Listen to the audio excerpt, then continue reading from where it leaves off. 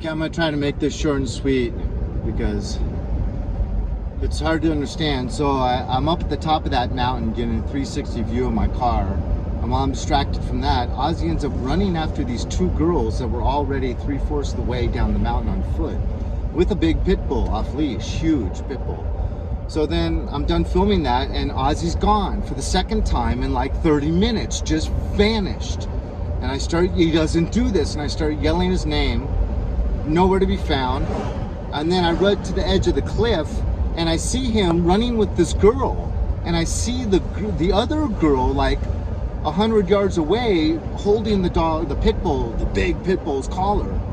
And I see them running towards the red car, my dog and this girl. She's not holding him or anything, but my dog's running with her away from me, and I think she's trying to steal my dog.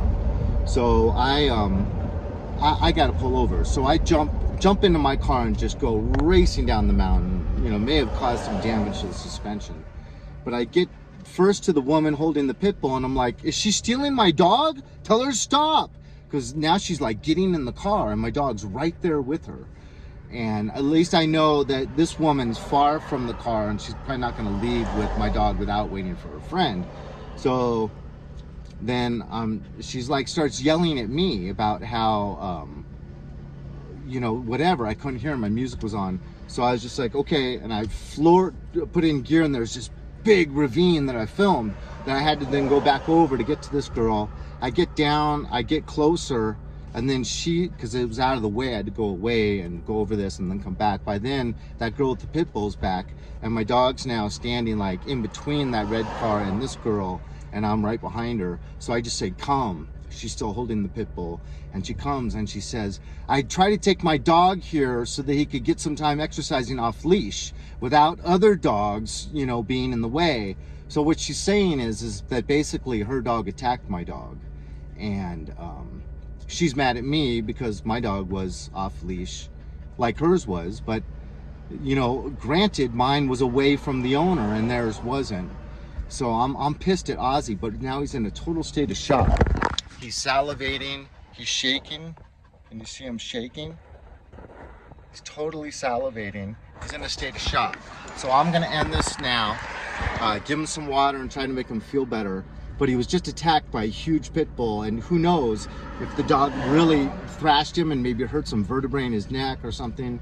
But I'm so angry. Why is he running away from me?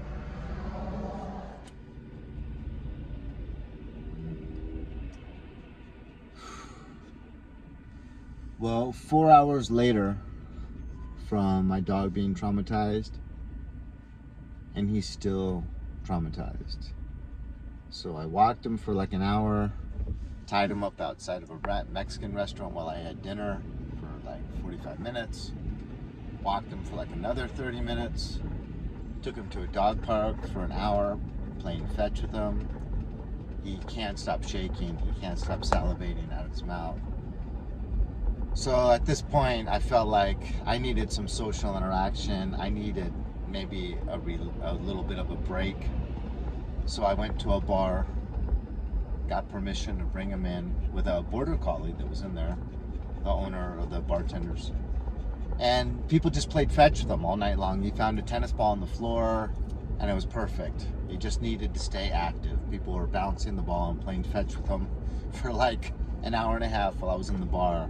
After the hour at the dog park, after that half an hour walking, after the 45-minute dinner, after the hour walk. So he's gonna sleep really, really good tonight, and hopefully this experience won't leave too much of a residue, too much of lasting effects. But I know he's exhausted because I'm exhausted, and normally he's had like at least 4 hours of nap time by now. He hasn't had 0 nap time. And I don't think he slept that good last night because it was freezing cold. So I just packed up the car and said, let's just go to Death Valley now instead of spending more time in Bishop. So we're gonna go to Death Valley. We're gonna have a cold night in the truck, sleeping tonight, but we'll get through it. And we'll have some beautiful vistas and some good photo opportunities in Death Valley, because always Death Valley always have beautiful, beautiful cinematography. I'm exhausted, I'm tired. Just beautiful opportunities for good photos. So I'll talk to you guys later.